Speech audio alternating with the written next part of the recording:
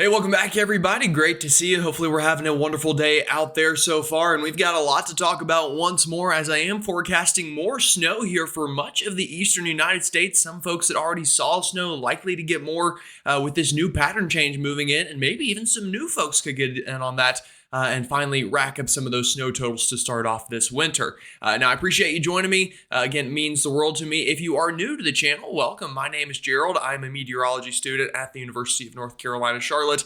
And I'm going to, again, give you an update and a breakdown on all that's to come here as we end out November and start December. Now, I will ask if you're a returning viewer or if you're new and you are not subscribed, go ahead and do so. Also, hit that bell for the latest notifications. This just makes your life easier.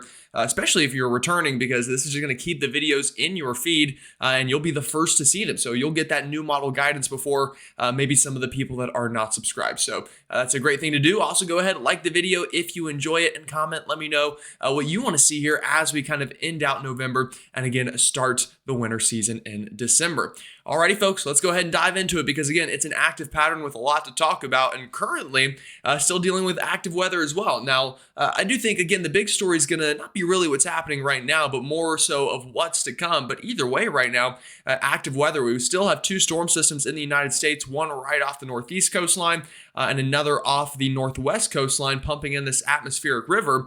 And again, it has been quite the week here for a lot of folks. In fact, we had areas of New Jersey and portions of Pennsylvania get nearly 20 inches of snowfall out of this upper level low that just moved on through. And I told you folks a couple days ago, these systems oftentimes dump a lot more snow than you might expect. And I kind of alluded to that again, really for, as long as we've been talking about the storm. And it definitely lived up to its hype and expectations for sure. Now, as for what's happening on the ground right now, again, obviously where we have these storm systems, we are seeing active weather. We'll start in the east here.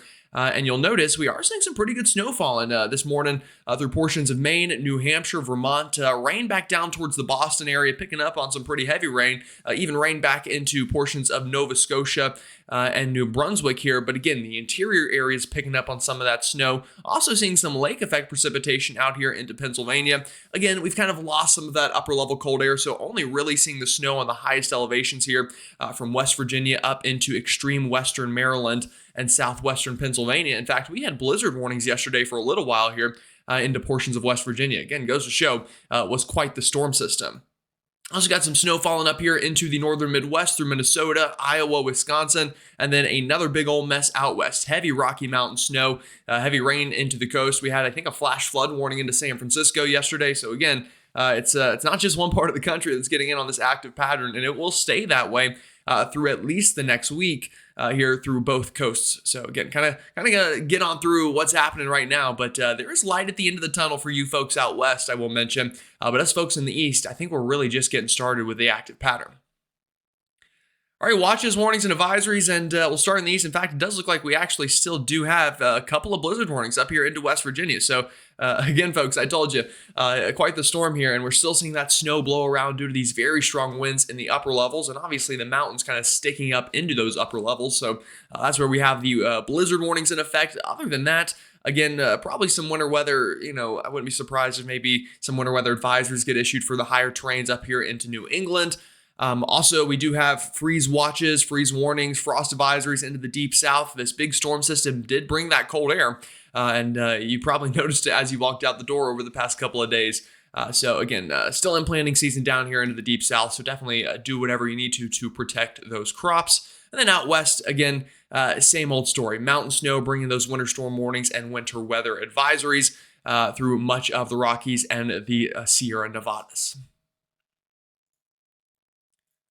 All right, our Meteorology in Minutes segment of the day, and today's is going to be kind of short, sweet, and simple. I'm really just going to talk about one term, and that is atmospheric river. I've been talking a lot about the East recently in Meteorology in Minutes, but today let's talk about the West Coast. And today, and really the past week, has been a beautiful example of what we call an atmospheric river. Basically, this is just a whole lot of moisture that gets brought out of the Pacific, at least when we're talking about the West Coast. Now, you can get it in other parts of the world and parts of the country even, but it's just strong winds coming off of a big body of water that transports a lot of humid, moist air, almost like a river. And that's exactly what you're seeing here in our jet stream near California. Notice these very strong winds coming off the Pacific right into the state. And generally how this sets up out west is you get one of these big, strong storm systems like that bomb cyclone that we saw earlier this week. that really strengthens the jet stream and again kind of pushes all of this moisture inland. Now, sometimes these things can get really long and this jet stream can go all the way back to Hawaii. And when that happens, we call it the Pineapple Express. How it got that name, honestly, I couldn't tell you. Probably something to do with agriculture in Hawaii, and then obviously express part makes sense. It's like a train of moisture. Yeah, so that's your meteorology in minutes today. Again, kind of a short, sweet, and simple one, but kind of fun, a little tidbit there that I thought you might enjoy. All right, so let's go ahead and talk about what you really want to hear about probably, and that's this pattern change. Now, before we really dive into the pattern change, we are going to take a look at the next couple of days, but this is really going to be the start of it, folks. Again, we've got kind of these two areas of lower pressure values that we've been talking about, one on the East Coast, one on the West Coast. And what this is going to lead to ultimately is some ridging to the north of these. And you'll kind of notice the atmosphere balances out. So while we have storms down here, on the opposite side of the north, we have areas of higher pressure up near Alaska and Greenland. And what this is eventually going to do is create kind of a pathway for Arctic air to spill southward out of the Arctic through Canada and into the United States. And that is going to really, I think, move in a couple of phases. And this is going to be kind of a 3-phase process is what I'm going to call it. We'll kind of break those phases down as we move ahead into time. But just to give you a quick sneak peek, there's kind of phase 1. You see that little bit of blue crossing on through the country. There's phase 2. You see a bigger chunk of blue crossing through the country. And then phase 3 is kind of as that blue locks into place. So we'll break it down again piece by piece here in a moment. But before we get there, let's go ahead and talk about the near term. So starting in the east today, again, mountain snow through New England, coastal rain elsewhere. This is getting into this afternoon, and some lake effect precipitation as well, which will be mostly rain, snow in those highest elevations of New York State maybe, and Pennsylvania and West Virginia could still see some snow in those highest elevations. Now that gets us through today. How about tomorrow? Well, tomorrow I think again more of the same. Some lake effect snow coming into the Catskills, maybe even into the Adirondacks. Some snow still lingering into the mountains of New England, but overall a pretty nice Sunday. And then that'll get us into Monday evening, which is phase 1 of our pattern change. And you'll notice a storm system forming out into the Central Plains. That'll be, again, the first step towards this cooler, snowier pattern that we're eyeing to end out the month and start December. And again, we'll break it down a little bit more. But before we get there, let's talk about the West Coast, because again, you folks also getting in on very active weather as well, and we're not going to forget you. So atmospheric river, that's the term we just talked about. That's what's happening. Heavy mountain snow, heavy coastal rain here throughout the day today. Really more of the same. In fact, we're going to get a little bit of a burst of snow up into Idaho, Montana, even into the Yellowstone National Park area. Heavy snow into the Sierra Nevadas. And then these convective showers working on through. That gets us through today. This is tomorrow early in the morning hours. And what do you notice? It's the exact same thing.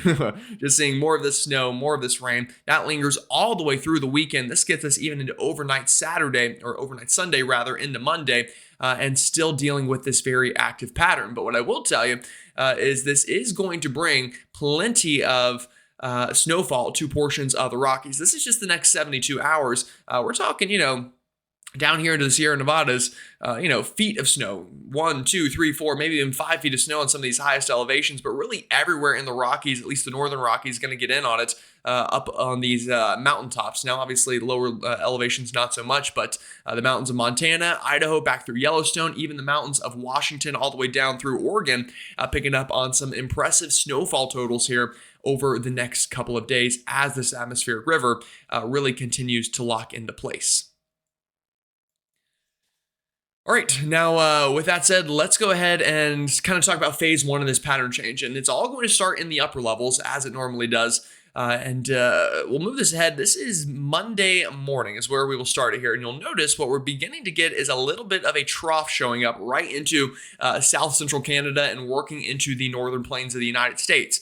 And if you're new to the channel and you don't know what a trough is basically just an area of low pressure, which generally in the upper levels here correlates to a pocket of cold air. And that's exactly what it is. You might see a little bit of a circle here. That's kind of the core of this pocket of cold air, but really it's kind of this entire area that is a colder air mass than the air around it. Now, kind of follow that area and notice where it goes. Well, it dives southward into the United States. This is going to fire off a storm system early in the week, which could bring some snow, some rain, but more importantly, it's going to supply cold air before our next storm system, which is phase 2 of the pattern change. So that swings on through. That's going to bring some snow. Also, it's going to probably crank up lake effect snow just in time for Thanksgiving. So that's going to bring some travel impacts. And that's when things could get a little bit interesting for you folks. And then that sets up the stage for phase 2 of the pattern change. We'll talk about that next. But before we do, let's talk about this first storm system and time it out for you a little bit. This is the latest GFS, just ran not long ago. And we'll go ahead and move it ahead into time here. And you'll notice here comes that storm. This is Monday morning. This is where we left off on the last map. Here we go. Low pressure developing. We've got snow falling on the northern side of this through northern Wisconsin, even into the UP of Michigan, portions of Minnesota seeing some snow. Now, not very heavy, but definitely worth mentioning. And then this storm continues to get a little bit stronger. This is into overnight Monday into Tuesday. Heavy snow into southern Canada through Ontario. And then mainly rain for the United States ahead of this thing. Again, I'll kind of draw out our fronts here. This is our warm front. And right here is our cold front. Very well-defined warm and cold fronts on this thing. And what's behind it? You notice these blue lines, these thickness values, as we call them. This is that cold air mass rushing in behind. And all of this is going to work east throughout the day Monday, throughout the day Tuesday, as we are here. And then probably clearing out really by Tuesday evening and by Wednesday, but not before the cold air is brought in. And notice even lake effect snow increasing pretty heavily here off of the lakes, specifically probably into the Adirondacks, into the Tug Hill Plateau, back down towards the Erie area of Pennsylvania, even into portions of Canada, those normal lake effect spots in and around Ontario.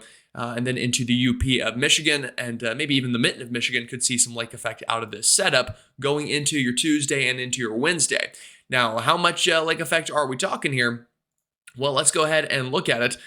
This is kind of 72-hour snowfall, and I'll move this ahead a little bit more at a time. This is, let me move it ahead even more. This gets us all the way into Thanksgiving afternoon. So this is snowfall from 1 o'clock Thanksgiving afternoon and the 72 hours prior to it. And you'll notice some pretty good totals showing up here on our map up here into the Adirondacks, a mean of 7 inches of snow down here in and around portions just off of Lake Huron into Canada.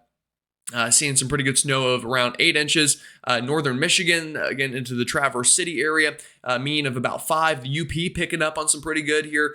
Totals of 5 to 7 inches of snowfall showing up on the mean. So you get the point here. Lake effect likely to crank up. Now, I think that'll be the main snow driver out of this first phase, or this first storm system, if you will. Now, again, there could be some snow with the storm itself as it's moving through, but really the exciting stuff is going to be that lake effect that moves on in behind it. As we work ahead into time. All right, now that brings us to phase 2. Phase 1, I'm pretty confident on. We're going to get that storm to cross through. We're going to get some lake effect with it, and it's going to bring one shot of cold air, specifically from the Ohio Valley northbound.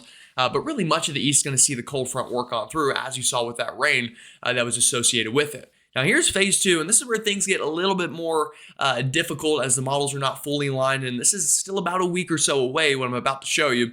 At least part of it is, which is going to make this one, again, a little bit tougher to forecast. In phase 3, we're really just going to have to, not shoot in the dark here, but just go off the pattern and kind of infer what could happen. But we'll move this ahead into time. All right, this is our vorticity. Another way to think about this is energy. And again, vorticity is spin in the atmosphere, which generally is energy, which helps to create low pressure system, sometimes high pressure, depending what type of vorticity it is. But either way, just know that this is energy in the atmosphere, okay? Here's that first piece. That works on through the Midwest. That's our first storm system that kind of rotates on through. That is Tuesday into Wednesday. And then notice what happens. This is Tuesday afternoon. Again, here's phase 1, but notice what's lurking behind it, back out into the Pacific. That's phase 2, another storm working in for you folks out west. This would be, again, Tuesday afternoon. That swings on through the Four Corners, gets into the southern plains by Thanksgiving morning. And you'll notice it's kind of this strung out piece of energy. But another thing I want you to kind of take away from this is what part of the jet stream this is. Now down here, this is our subtropical jet. Up here, this is our polar jet. And notice they're pretty separated here. You can kind of picture them pretty well here. There's one kind of string of energy down here, another big string of energy up here. So not super hard to kind of correlate the two and separate them. And what the GFS does next is kind of gets them close and tries to interact them. Again, energy begins to amplify down south through the Tennessee Valley, even into the southeastern states. This is Thanksgiving night into the overnight, going into Black Friday morning. And what happens on the GFS here is the polar jet here. We get a piece of energy to move south, and that begins to combine with our subtropical jet, and the two eventually begin to kind of interact a little bit here and get very close to fully phasing together. Now, they kind of do there at the end. You'll notice that subtropical energy gets brought up and pulled into the polar energy. And what that tells me as a forecaster is, yeah, that could mean some snow for sure. And also another reinforcing shot of cold air. Now, that was the GFS. What about the European? Does this show the same thing? Well, here we go. This is that first piece you'll notice swinging on through the Midwest, the Northeast. And then here comes our next piece of energy back out into the Pacific, and even a little piece of energy up here into Montana at the same time swinging on through. Both of those producing lift and likely some stormy weather. Now, the European is a little bit further north at first with that subtropical piece of energy, but starts really similar. This is Thanksgiving morning. Again, we've got that energy through the southern plains, kind of strung out in a mess. You'll notice it's not very circular. It's kind of more linear looking, but begins to amplify a bit. And same story. As we go into next week, our pieces of energy begin to interact. Here's our subtropical jet interacting with our polar jet. And those two begin to kind of phase together a little bit and try to create a pretty strong storm through the Northeast. This is Black Friday afternoon and into the Saturday after Thanksgiving. Notice this is when they really combine. You can tell because we begin to see full circles here in the vorticity in the Northeast. And again, that tells me as a meteorologist, yeah, we're gonna need to watch for a potential snowstorm out of that one. And I think no matter what, whether we get the snow, we're going to have a storm and we're going to have cold air. So, generally speaking, you could ask anybody on the street what happens when you get cold air and moisture that are near each other. They're probably going to say some sort of winter weather. And that's what this setup promotes. Now, there's still uncertainty, but let's go ahead and take a look at some of the operational runs that have recently run. We'll talk about the European first, then the GFS, and then let's take a look at ensembles, and then we'll talk about phase 3 of this big pattern change. So I know a lot going on here, but let's move this ahead at a time. Again, there's the first storm like we talked about. That's phase 1 through the Northeast and the Midwest. You'll notice the lake effect behind it. Here comes our next piece of energy, and I'll even back it up a little bit. It starts out west. Notice heavy snow and rain into California on Monday. Into Tuesday, and then really heavy snow into the Rockies by Wednesday and Thursday. Yeah, you folks in Colorado and Utah, this could really dump a lot of mountain snow as that energy works on through and that vorticity begins to amplify. Now, it's at this point it gets into the plains. This is overnight Monday into Tuesday, or excuse me, overnight Wednesday into Thursday, rather. And here we go. We've got low pressure. Again, a strung out mess here. Not a very well-defined low pressure, but low pressure nonetheless from Texas up through the Tennessee Valley. And this is already overlapping with this cold air that was brought in by that first phase. Again, I said that was going to establish the cold air. Here we go. We've got this moisture riding over that cold air boundary. And we've got snow breaking out through Ohio, Pennsylvania, portions of Indiana, Illinois, and then rain to the south of there through the deep south just in time for Thanksgiving. This is Thanksgiving morning and early afternoon on the European, and you'll notice we begin to see kind of two separate pieces of energy get maximized here. One really begins to amplify in the mid-south, another little piece along the northeast coastline. That's again bringing interior snow to a lot of places that just saw it through Pennsylvania, southern New York, maybe even northern New Jersey, and then heavy, cold, chilly rain through much of the south here. Just in time for your Thanksgiving kind of morning commute here right around the Macy's Day Parade timeframe. So we will need to watch this. This could impact the parade for sure. Could be kind of cold and wet. Now, could it snow? We'll see. But I think right now rain probably favored at the beginning here. But then here we go. This is when things get exciting. This is Thanksgiving evening. Our storm begins to intensify. You'll notice the pressure dropping as those pieces of energy interact. And we move this all the way ahead into time, folks. Look at this. This is Friday morning, Black Friday morning, a winter storm breaking out across portions of the Northeast, strong cold air advection into the Southeast, and we've got heavy snow falling from much of Massachusetts, Rhode Island, seeing rain on this map, but again, it's close. That rain-snow line really, like usual, right along the I-95 corridor. But this storm amplifies, gets stronger, turns into a nor'easter, really, on the European here, and this is, again, only a week away, even a little less than that, really, at this point, and brings an all-out winter storm into the Northeast and the nor'easter. And then what happens? Cold air really settles in here behind that thing. I mean, look at this, 975 millibars hanging out into eastern Canada. That would still bring pretty tremendous lake effect snow. That would bring windy conditions, maybe blizzard conditions. Again, it would bring it all. Again, would be quite the storm. Now, that's just one model run. That's the European. What about the GFS? Starts the same here. There's that first storm. That's phase 1. Here comes phase 2, heavy mountain snow out west. and then again, strung out energy through the east. This is Thanksgiving morning. You'll notice a little bit less snow into Ohio, Indiana, Illinois, and kind of into the middle states on this model run, but snow does break out Thanksgiving morning into the higher terrains of Appalachia from West Virginia into Maryland. And then again, these two pieces of energy, one in the south, one into the northeast, we begin to amplify that southern piece of energy, and we get heavy snow into the mountains of Virginia, West Virginia. Here, this is overnight Thursday into the wee morning hours of Friday, and then snow breaking out into the northeast, just like the European, an all-out winter storm into New England. Even areas a little bit further south, New Jersey maybe, Pennsylvania, Rhode Island getting some snow on this model run, Connecticut getting snow. This is Black Friday afternoon, heavy, strong low pressure, and then it turns into an all-out blizzard into portions of Canada, and the cold air gets established behind it. So that's phase 2, and I'll tell you, it's upticked a little bit into the overnight models. It looks more and more like this could be a possibility, and you're thinking, okay, well, those are the operational runs. Let's be a little bit of a smarter forecaster. Let's look at some ensembles, kind of, get a better idea, and we'll move this ahead into time. These are the European ensembles, folks. This is Thanksgiving afternoon.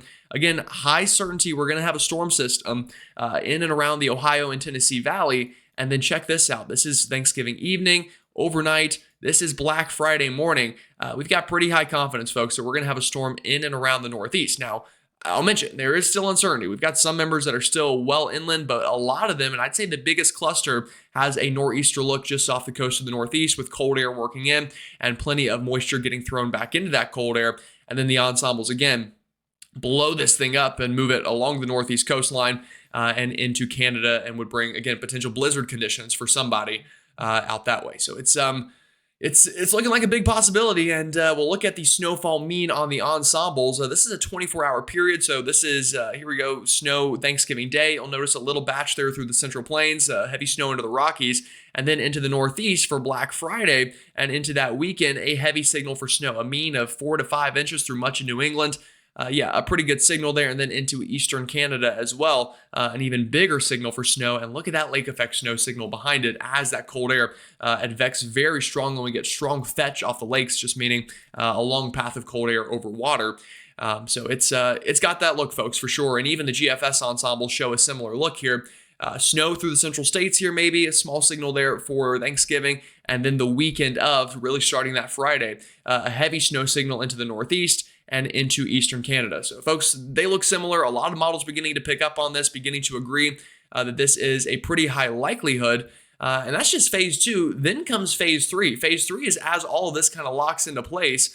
That's going to bring a shot of cold air.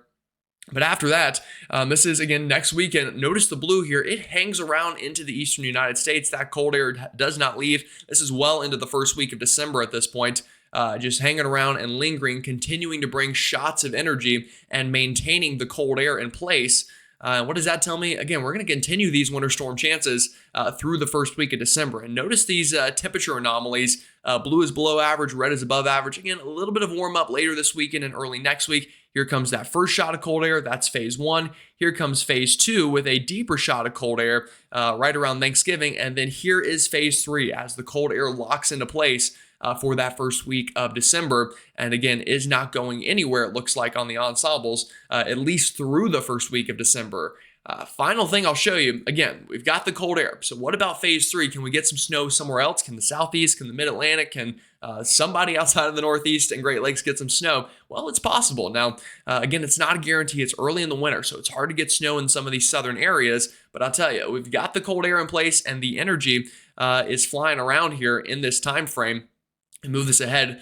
This is that Thanksgiving storm. You'll notice wrapping up. And then after that, the subtropical jet stream stays active. Check this out. First couple days of December, another strong piece of energy working on through, this time pretty far south on the European model. And that continues to be the theme of piece of energy after piece of energy swinging on through here and keeping things active in the long run. So, folks, it's an active start to winter. I'm not going to lie to you and tell you that it's something else. And by the way, I'll add, if somebody else tells you that I'm completely full of it, then obviously that's your right to listen to them. But we'll see what happens. And again, I can almost at least guarantee you we're going to have a cold air outbreak for the time period right after Thanksgiving. Now, the winter storm stuff, again, growing confidence that's going to happen, but that part's still a little more up in the air. But either way, an active pattern, a favorable pattern for winter weather. Alrighty, folks, you have a wonderful rest of your day. Stay safe out there, and I'll see you all next time.